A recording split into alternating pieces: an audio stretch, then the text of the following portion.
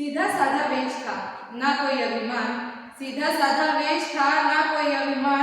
खादी की एक धोती पहने थी बापू की शान, थी बापू की शान। शुभ प्रभात दोस्तों, मैं मुस्कान कालीरामन कक्षा 11वीं से यदुवंशी शिक्षा निकेतन जिला हिसार हास्य की छात्रा हूँ और आज मैं गांधी ग्लोबल वीडियो कंपटीशन में भाग लेने का सुअवसर प्रदान करने हेतु सुब्राव शिक्षा संस्कार छाला टीम को और विद्यालय परिवार के प्रति अपना आभार प्रकट करती हूँ। आज मैं आपके समक्ष एक ऐसे व्यक्ति के बारे में अपने विचार प्रकट करना चाहूँगी जिसे वैसे तो किसी भी प्रकार के परिचय की आवश्यकता नहीं है, क्योंकि वो अपने आप में एक महान मूर्त है। जी, आप बिल्कुल सही सोच रहे हैं। आज मैं आपके सामने महात्मा गांधी जी के बारे में अपने विचार प्रकट करना चाहूँगी, तो कृपया करके धैर्यपूर्वक एवं ध्यानपूर्वक सुनिएगा और समझने की कोशिश करिएगा।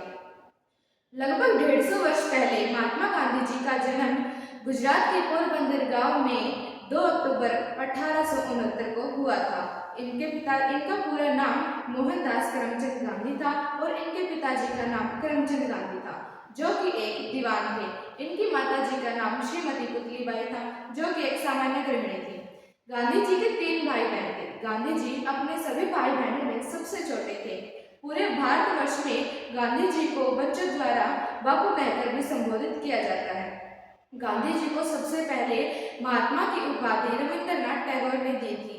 यह एक संस्कृत भाषा का शब्द है जिसका अर्थ है महान है जिसकी आत्मा, और इसमें तो कोई शक है ही नहीं कि महात्मा गांधी जी तो है ही महान।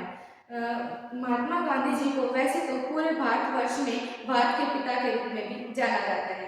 महात्मा गांधी जी ने 9 वर्ष की आयु में राजकोट के एक सामान्य विद्यालय से अपनी शिक्षा ग्रहण की और इसके पश्चात 11 वर्ष की आयु में राजकोट के अल्फ्रेड उच्च विद्यालय से अपनी शिक्षा पूरी की। गांधी जी एक डॉक्टर बनना चाहते थे, लेकिन कुछ कारणों की वजह से गांधी जी ने लॉ की पढ़ाई करना उचित समझा और वह लॉ की पढ़ाई करने हेतु साउथ अफ्रीका चले गए। साउथ अफ्रीका जाने के बाद गांधी जी ने वहां पर बहुत सारी भाषाओं का ज्ञान अर्जित किया, जैसे कि तेलुगु, तमिल आदि। गांधी जी को पूरी 11 भाषाओं का ज्ञान प्राप्त था। गांधी जी ने वहां अपनी शिक्षा दीक्षा पूरी की और उसके पश्चात भारत वापस लौटने का फैसला लिया। गांधी जी 4 जनवरी 1915 को भारत वापस लौटे और भारत वापस लौटने के पश्चात गांधी जी ने भारत की उन्नति के लिए काफी संघर्ष एवं आंदोलन किए, जो कि काफी हद तक सफल रहे। गांधी जी ने सबसे पहले भारतवर्ष में 1917 में सत्याग्रह आंदोलन चलाया था, जो कि सबसे पहले बिहार के चंपारण गांव में किसानों द्वारा जबरदस्ती से करवाई जा रही नील की खेती को बंद करवाने हेतु चलाया गया था और गांधी जी का यह आंदोलन सफल रहा। गांधी जी ने इसके बाद 1918 और 1919 में यह आंदोलन गुजरात के खेड़ा जिले में और अहमदाबाद में चलाया था और वहां पर भी गांधी जी ने सफलता प्राप्त की। गांधी जी ने यह आंदोलन पूरे भारतवर्ष में 1919 में रोलेट एक्ट, जो कि ब्रिटिश के द्वारा भारत में लागू किया गया था, उसको समाप्त करने हेतु चलाया था। गांधी जी ने सन 1920 में असहयोग आंदोलन शुरू किया।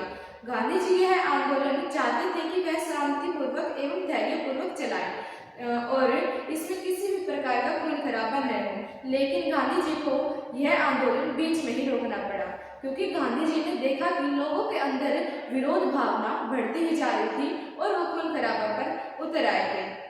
सबसे पहले गांधी जी 6 अप्रैल 1920 को भूख हड़ताल पर बैठे। उस दिन गांधी जी सबसे पहले दिन सुबह से लेकर शाम तक भूखे व प्यासे रहे थे। गांधी जी ने आजादी और समानता को व्यक्त करते हुए अपनी एक पुस्तक लिखी, जिसका नाम था हिंद स्वराज। हिंद स्वराज में गांधी जी ने अपने विचारों को अच्छी तरह से प्रस्तुत किया और कहा कि अगर हम भारतवासी चाहते हैं कि हम अंग्रेजों की गुलामी से मुक्त रहें, तो हमें अंग्रेजों के द्वारा बनाए गए कानून, उनके द्वारा दी गई नौकरियां, उनके द्वारा बनाए गए विद्यालय एवं महाविद्यालयों को बहिष्कार करना होगा, उनको मानने से इनकार करना होगा, तभी हम अपने भारत को पूरी तरह से स्वतंत्र करवा पाएंगे। इसके साथ ही गांधी जी ने कहा कि अगर हम सभी भारत के द्वारा बनाए गए अपने कपड़े, जो कि खादी से बने हैं, वो पहनेंगे, न कि अंग्रेजों द्वारा बनाए गए कपड़े, तो अंग्रेजों के औद्योगिकरण पर एक गहरा प्रभाव पड़ेगा और उन्हें मजबूरन हमारे भारत को छोड़कर जाना पड़ेगा।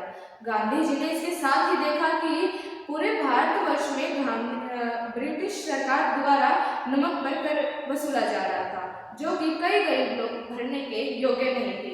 तो गांधी जी ने यह आंदोलन चलाने की दोबारा सोचा।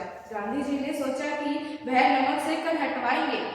गांधी जी ने यह सोचते हुए साबरमती से लेकर दांडी तक की यात्रा पैदल तय की, जो कि पूरी 240 मील की थी।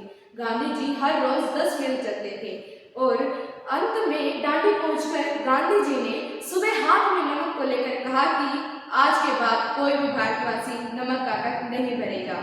और गांधी जी ने इसी के साथ सन 1942 में भारत छोड़ो आंदोलन शुरू किया और इसी के अंतर्गत गांधी जी ने भारत छोड़ो का नारा और करो या मरो का नारा दिया, जो कि ब्रिटिश शासन का अंत का संकेत था।